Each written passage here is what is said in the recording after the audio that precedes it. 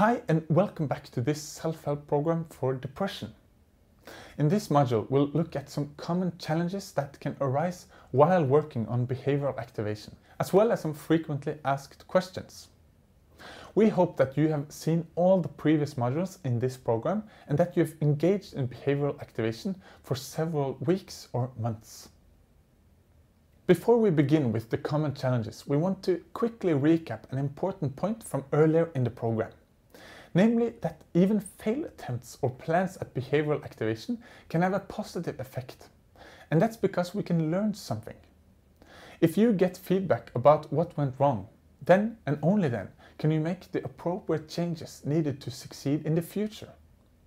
The scientist metaphor is useful here. Just like a scientist who explores nature in an attempt to figure out why things are the way they are, it's your job to explore in your own life with behavioral activation. Here are some appropriate scientific questions for you. What can I learn from this? What went wrong here? What went right? Why didn't it go as planned? Are there any regularities here? In this sense, both past successes and failures are great sources of information for future planning. This perspective is important because it can give you the motivation you need to persist in the face of setbacks and difficulties. Let's now review some common challenges. Challenge number 1. I just can't follow through with my activities as planned. We'll start here both because this is a really common challenge and also because it has a lot of destructive force if the frustration leads one to give up the behavioral activation. Tip A. Lower your ambition. A typical cause of this challenge is that you have set the bar too high, too quickly, which can lead you to drop some activities. That again can snowball into dropping every activity. Here you really need to lower your ambitions to ensure that you're able to complete the activities you plan. Remember that behavioral activation is about changing a trend gradually. It's no use to try to change your life overnight. Beware of the should trap here. Tip B. Commit yourself. There are many ways of doing this. You can make an appointment with a friend, write down a contract with yourself, use notifications on your phone, put up some post-its, etc. Tip C. Break down activities into smaller components and plan with this in mind. Let's say that you plan on working on your car and put this into your behavioral activation calendar. This is a great idea, but it can be a problem if the description gets too vague with too little direction. Working on the car is problematic. Better than to break it down into smaller components, for example by planning to change the oil from 4 to 5 on Monday. Challenge number 2. I have difficulties understanding why activation is good for me and/or how I should proceed with activation. It's very common that it all makes sense when you watch the videos, but when you're by yourself and planning activities, that the understanding isn't as clear. You may forget why you're working on activation in the first place, or how to do it. Tip A. Re-watch the module several times. This is by far the easiest way to get around this challenge. To remember the what, the why and the how. Tip B. Use the worksheets, the app and homework assignments for what they're worth. These contain an essence of the work you need to complete. You may also want to consider writing down private notes in a journal or directly on the worksheets. Challenge number 3. I just can't get around to registering activities and mood. There can be different reasons why you cannot get around to the recommended registration of activities and mood. As previously mentioned, this registration is a crucial part of the behavioral activation procedure, because it allows you to look for patterns and connections between what you do and how you feel. And this again gives you an opportunity to make effective changes in your daily life. We simply cannot rely on our memories in this process, as it is notoriously poor for this sort of task. Very often people get surprised by what they find when they engage in consistent registration. Tip A. Use reminders and commit yourself. Both of these are great tools if you see the value of registration but tend to forget it.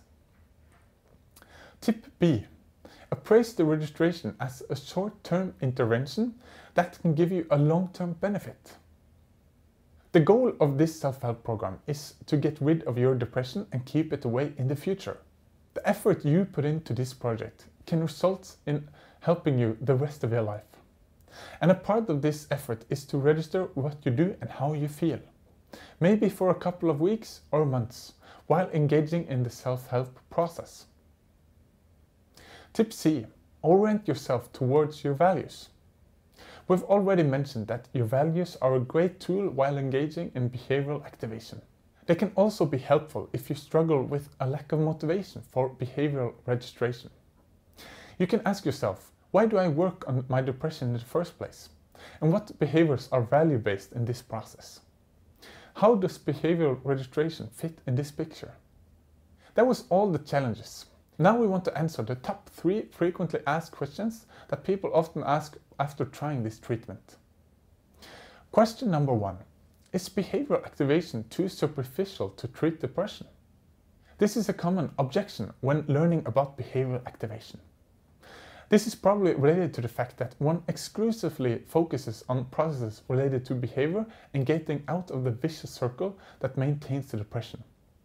Some may be left with the sense that they need to dig deeper to get to the root of the problem, introspect to find a greater understanding of one's own patterns, emotions and reactions. Perhaps see these in the light of childhood events or traumatic experiences. And there are other forms of therapy that has this very focus. But we want to stress that there is no scientific literature that indicates that one must dig deep or introspect and get insight in order to get rid of depression, although this is certainly possible. Quite the opposite is true. When behavioral activation for depression is compared with these sorts of treatments, then one finds that it works equally well. And that is good news because behavioral activation is something you can do without an expensive professional, although some need professional help. Question number 2. Isn't depression a result of a chemical imbalance in the brain? You've probably heard that a common way to treat depression is with medication, so-called antidepressants, that affect the chemical composition in your brain. But here we need to emphasize that the chemical composition in your brain is also affected by what you do, that is, your behavior. Just as our biology affects us, we can affect our biology. You can get more endorphins by exercising, a thicker bone density by jumping up and down, earlier melatonin secretion by exposing yourself to bright sunlight early in the morning, adrenaline from an action movie, etc., etc. So we can summarize and say that both antidepressant medication and behavioral activation are valid opportunities to work on your depression. And it's certainly possible to combine the two. Question number 3.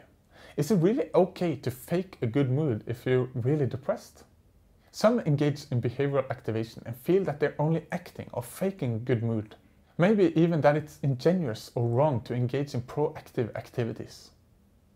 Here we'd like to point out that there is nothing wrong or ingenuous by wanting to get rid of depression and then working towards that goal.